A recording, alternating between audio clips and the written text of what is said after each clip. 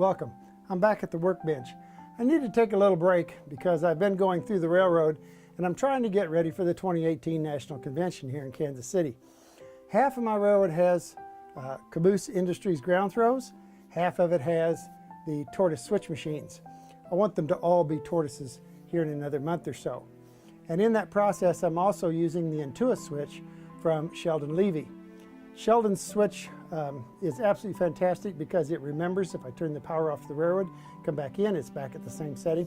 The biggest deal is that the operators can see what the route of the trains is. It's actually lit up. It's like a little individual control board at each one of my turnouts. So at any rate, that's a little tedious doing all those. I've got about 40 of them to swap out from the ground throws to the tortoises. So I'm taking a little break. In that process, I always watch Tom's Trains and Things. It's a neat video. Tom does a great job of giving some basic instruction to you and really giving you kind of actually a little bit beyond basics, a little in-depth into what you need to do in order to build your railroad. Tom and I both believe that you need to understand a lot of disciplines in order to come up with a railroad that actually operates reliably. And that's why I'm making this video as a piggyback on Tom's.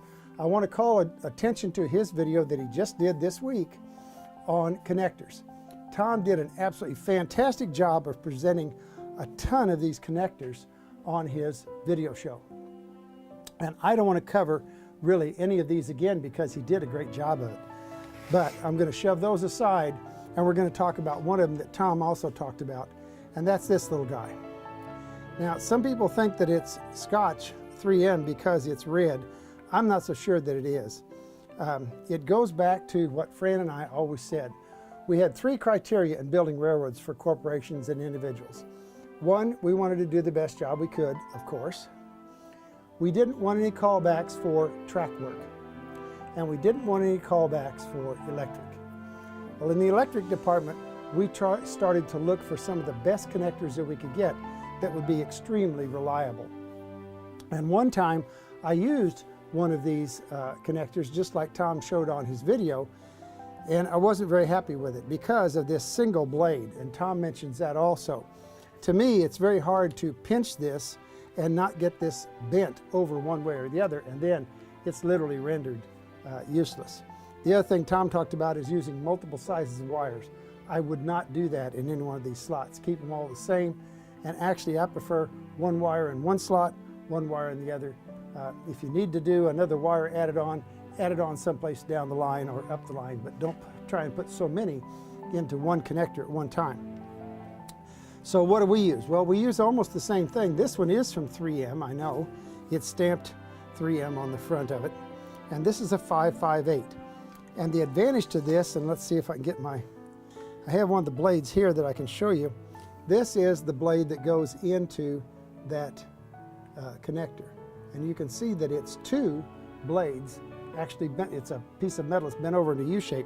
The nice thing about this is when I go to use this, it has a flat place for my pliers to come down against and push, and I have far less of a chance of bending that over and not having it go in straight and clean to the wires. Now, both of these can be reused. The single blade is very hard because you got to get a hold of it and push it out.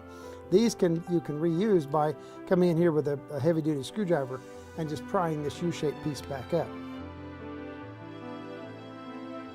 The other thing that we got is we discovered a company called WAGO. WAGO, W-A-G-O, and I'll give you links for both of these connectors because I think they're absolutely phenomenal. This is one that we use between modules or between sections of the layout. And the neat thing about this guy is that if I take my screwdriver here, and it's got a slot here on each one of these tabs for a Phillips or a slot screwdriver. There are two connectors here on this side. There are two connectors on the opposite side, and these four, let me cover these up, these four connectors here are tied together, this side to this side. Then this unit is tied together, then this unit, then this unit. So this actually has 5 connections or 5 terminals on it. So as I take this wire and I push down, and I mean you've really got to shove this thing down with all your weight because the spring in here is so tight that once this is in, you can hang off of this thing. It is locked in place. But the super neat thing about it is that when I come back in here now and push on this, immediately it lets go and I have my wire back. So extremely good for permanent and temporary connections. Again, I can disconnect this, go and check if I need to for shorts, disconnect a section of my layout, see if the short's there. If it's not, plug it back in, go to the next one, unplug that one. By the same token, another thing that we have discovered now is also from WAGO, and I'll hold these up so the overhead camera can see it. This I saw at an electronics show, and the WAGO salesperson was there showing these off. These, I think, are some of the very newest that they have to offer. And he gave us some samples, which I have here. These have tabs on them that snap shut.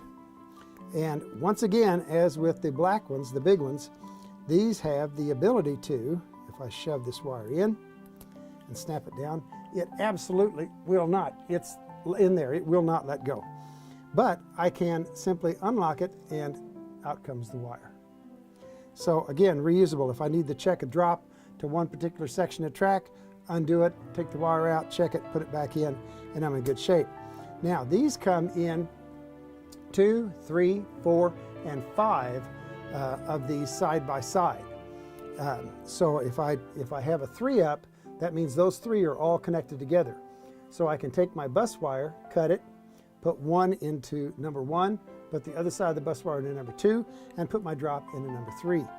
And the neat thing about these is that they will accept, I think it tells it here on the box, yes, 24 to 12. That's amazing. And another thing I want to show you here with these, because I think I have a piece of wire here, and I do. This wire is stranded. It has not been tinned, it's just straight wire, straight stranded wire. So let's put this guy in here, and I want to show you what this guy does, because it's absolutely phenomenal. That's in, it's nice and tight. And if I release it now, I'm going to show you here on the really close-up camera, but look at that, it has flattened it. It absolutely flattens that wire. It grabs it so hard. So these are extremely reliable. And yes, you can put several of these 24 or 22 or even 20 gauge wires into the hole. So long as it fits in the hole, it will clamp. Again, 24 to 12. So this is a really versatile connector. Price, okay. These guys run 23, 24, 25 cents a pop. These guys run 20. And I'm going to give you an eBay or an eBay link on here where you can buy 100 of them for only $20 and free shipping. So the WAGO clamp connectors, absolutely fantastic. My congratulations to Tom. Be sure and keep these in mind as well. And above all, go down to your railroad, let your trains put a smile on your face.